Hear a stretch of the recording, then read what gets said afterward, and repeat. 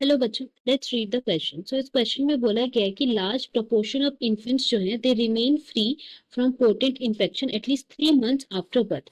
Birth के 3 महीने बाद भी बहुत से ऐसे इन्फेंट्स होते हैं जो जिसमें किसी भी तरह का इन्फेक्शन नहीं होता है, या फिर even longer if breast feeding उसके बाद भी अगर होता है तो उसके बाद भी they remain free from infection. तो हमें बताना है कुछ सूटेबल रीजंस कि क्यों ऐसा होता है। तो सबसे पहले अगर हम लोग बात करते हैं इस क्वेश्चन की की कॉन्सेप्ट की, then that will be breastfeeding. Now अगर हम लोग ब्रेस्ट फीडिंग की बात करते हैं देन बोल सकते हैं कि this is the process which occurs in mothers after child birth.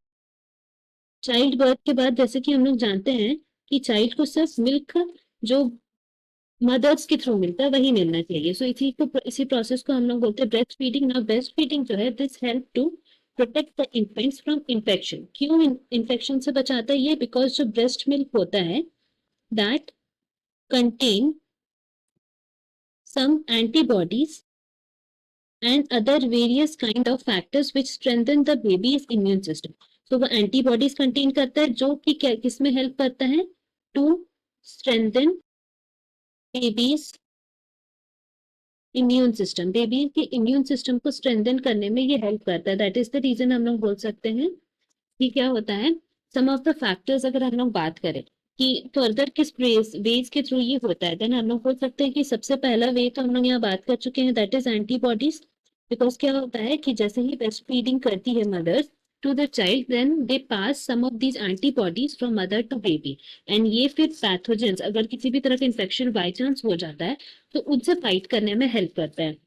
Next हमारा हो जाता है सिक्रीटिंग IgA एंटीबॉडीज। अब ये IG एंटीबॉडीज जो है वो बेबी के इम्यून सिस्टम को स्ट्रॉन्ग करने में हेल्प करता है। सो इसीलिए बाकी तक एंटीबॉडीज भी रिलीज होता है, but one of the most important जो एंटीबॉडीज है वो ये है IgA एंटीबॉडीज।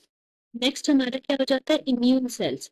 सो अगर हम लोग इम्यून सेल्स की बात करते हैं यहाँ पे, देन बोल सकते हैं कि it increase in mother's milk during infection which enhance the baby's ability to protect itself. क्योंकि इम्यून सेल्स जो है वो मदर्स मिल्क में बढ़ते जाता है in case of infection, and ये इनहांस कर देता है बेबीज की एबिलिटी को to protect themselves.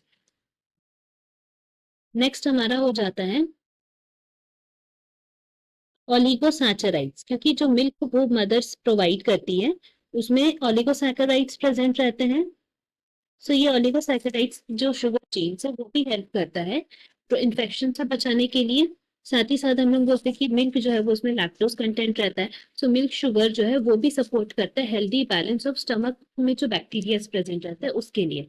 So this how हम लोग बोल सकते हैं कि वेरियस वेज में जो इन्फेंट्स है वो फ्री रहते हैं from any kind of potent infection because of this process of breast feeding. Because ये ब्रेस्ट फीडिंग हम लोग बोल सकते हैं कि एक तरह से it creates a barrier in the digestive and respiratory tract। तो ये जो बैरियर क्रिएट करता है उससे क्या होता है? They are able to block bacteria, any kind of viruses and fungi. So इन सब चीजों में वो ब्लॉक करने में हेल्प करता है। दैट इज द रीजन कि हम लोग बोल सकते हैं कि ब्रेस्ट फीडिंग का प्रोसेस बहुत इंपॉर्टेंट रहता है to the newborn child. Hope you have understood this well. Best of luck. Thank you.